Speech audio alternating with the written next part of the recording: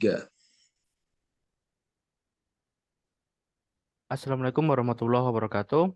Perkenalkan kami dari kelompok 10 kelas A mata kuliah MKWU. Di sini kami dari kelompok Olame atau olahan edamame. Saya akan Fikri dari NIM 1924 dan kemudian ada teman saya yaitu Muhammad Sultan Hasbi, yang kedua yaitu Vesta Putra Reifa, dan kemudian ada Izaz Diaul Haq.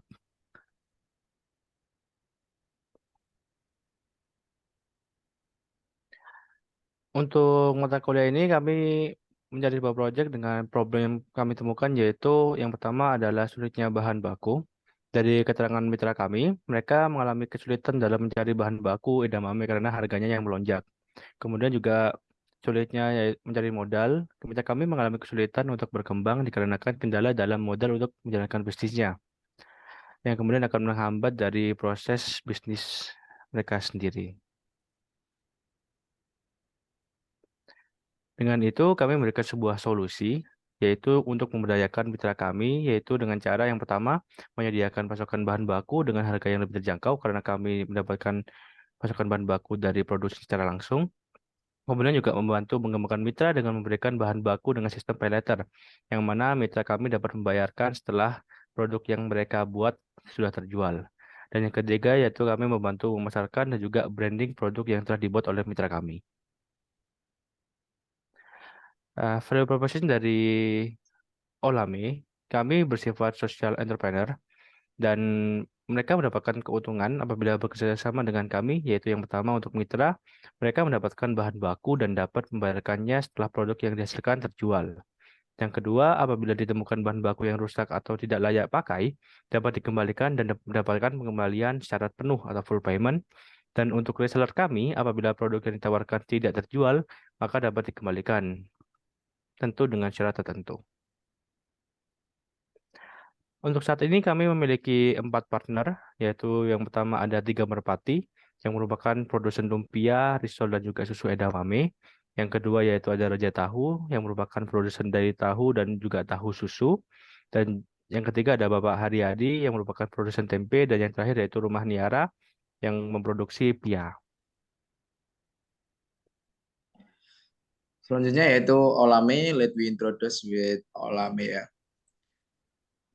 Oke, di sini terkait bisnis model kanvasnya dari kami. Yang pertama, kami akan membahas terkait key partner. Key partnernya tadi sudah disebutkan oleh teman saya, ada beberapa mitra, kemudian yang ada tambahnya yaitu berupa ini ada MBC, Madani Business Center, terus kemudian ada PPKSI, Pusat Pengembangan Kampung SDGs Indonesia, dan kemudian ada PT GMIT Jember atau Gading Mas Indonesia Teguh, yang dimana selaku pemasok dari atau produsen edamame yang bekerja sama dengan kami. Kemudian ke activity-nya yang pertama kita mengambil bahan baku kedelai edamame itu ke perusahaan, ke PT GMIT, kemudian bahan baku kita distribusikan ke partner, kemudian proses pengolahan edamame oleh partner menjadi produk olahan seperti tahu tempe, risoles, lumpia, kemudian susu kedelai, pia edamame, dan lain sebagainya. Kita ada total produk, ada 6 produk.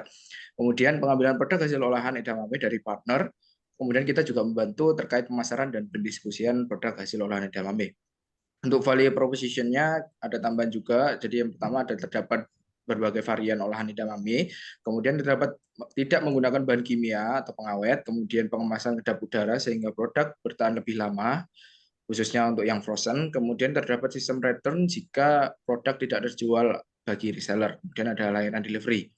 Selanjutnya ada customer relationship. Di sini kita ada bonus penjualan untuk reseller, promo produk untuk konsumen dan reseller, free ongkir untuk keduanya, customer dan reseller. Kemudian ada return produk. Return produk ini dikhususkan untuk reseller saja.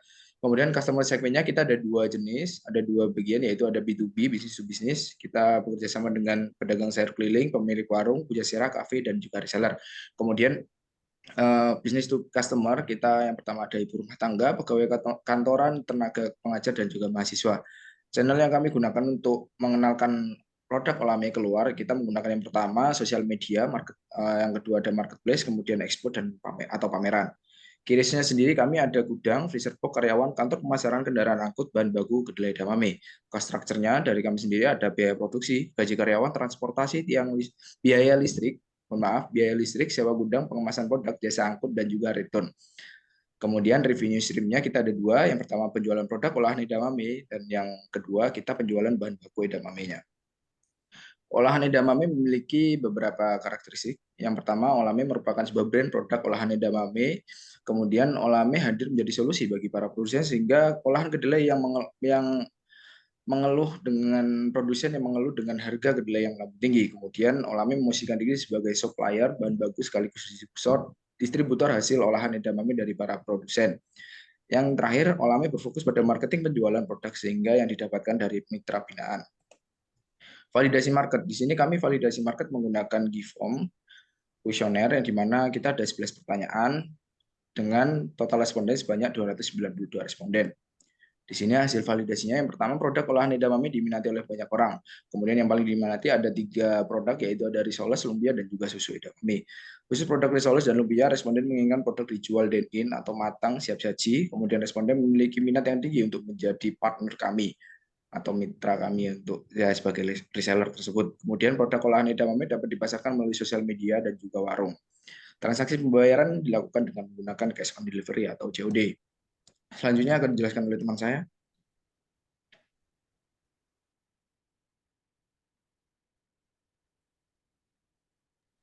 Berdasarkan dari hasil validasi, kami mendapatkan masukan untuk tempat pemasaran Olame. Yang pertama yaitu dengan hasil terbesar yaitu ada sosial media, kemudian yang kedua ada di toko atau warung dan kantin, dan kemudian yang ketiga yaitu marketplace. Tapi yang kami gunakan yaitu melalui sosial media dan toko atau warung. Next. Dan ini merupakan tempat pemasaran Olame. Yang pertama yaitu Instagram. Kami membuat akun baru dengan nama Olame Jember, dan kemudian kami menyusun berbagai konten di sana. Selanjutnya yaitu ada WhatsApp, yang di sini memanfaatkan WhatsApp dari setiap anggota kelompok. Di samping kanan yaitu ada contoh untuk Instagram, dan kemudian ada contoh pemanfaatan dari WhatsApp yaitu posting melalui status WhatsApp. Kemudian channel yang ketiga yaitu melalui toko atau warung dan kantin. Dan kami sudah bekerja sama dengan Kopma Fakultas Ilmu Komputer.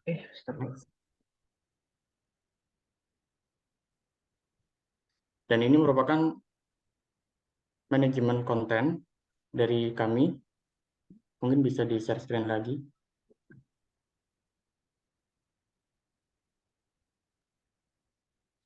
Kami memiliki akun-akun yang menjadi acuan untuk membuat bahan postingan, yaitu ada 2 akun yang kami jadikan acuan, yaitu @lumpiakahyangan dan @verinarisales.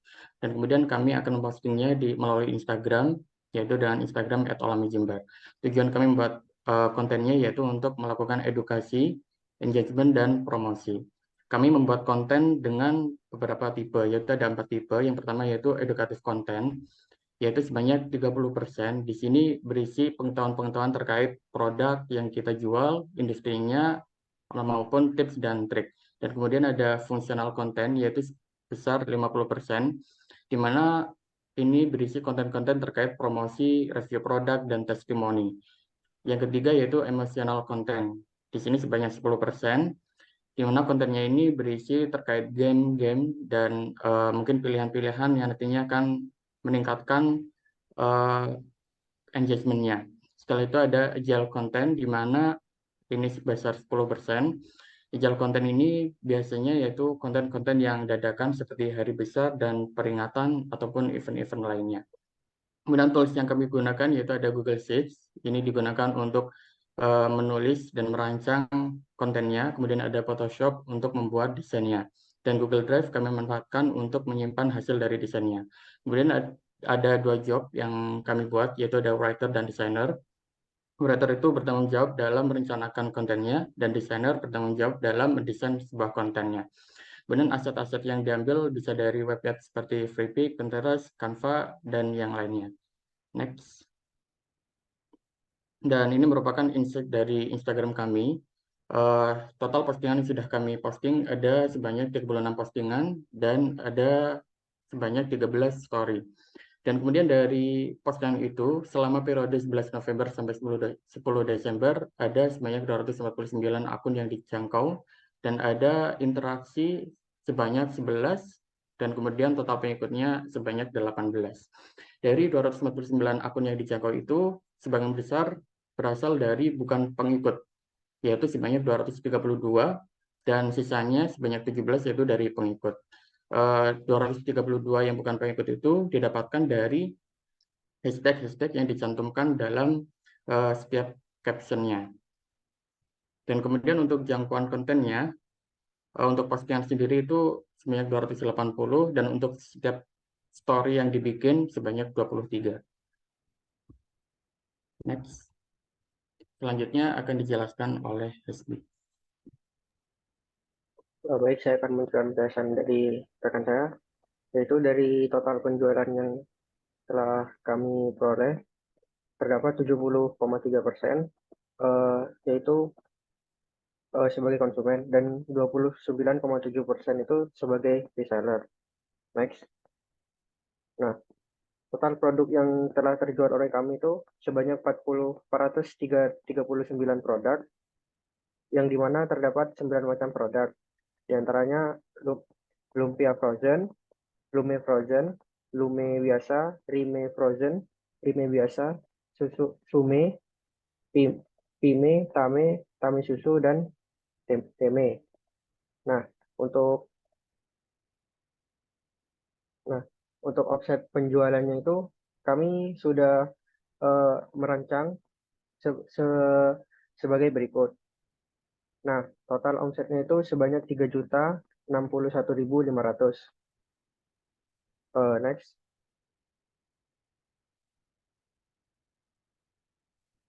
Nah, terus hasil evaluasi dari produk Olame kami, yaitu yang pertama, produk Olame banyak yang dibeli itu adalah lumpia dan tahu. Dan selanjutnya, khusus produk risoles dan lumpia, paling banyak yang terjual adalah dalam bentuk frozen food. Produk olahan edamame dapat dipasarkan melalui sosial media dan warung-warung. Next.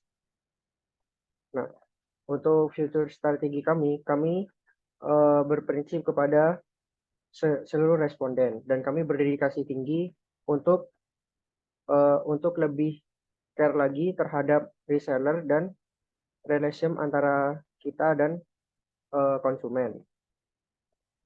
Next, sudah. Sekian dari kelompok kami, kurang lebih mohon maaf. Wassalamualaikum warahmatullahi wabarakatuh. Waalaikumsalam warahmatullahi wabarakatuh.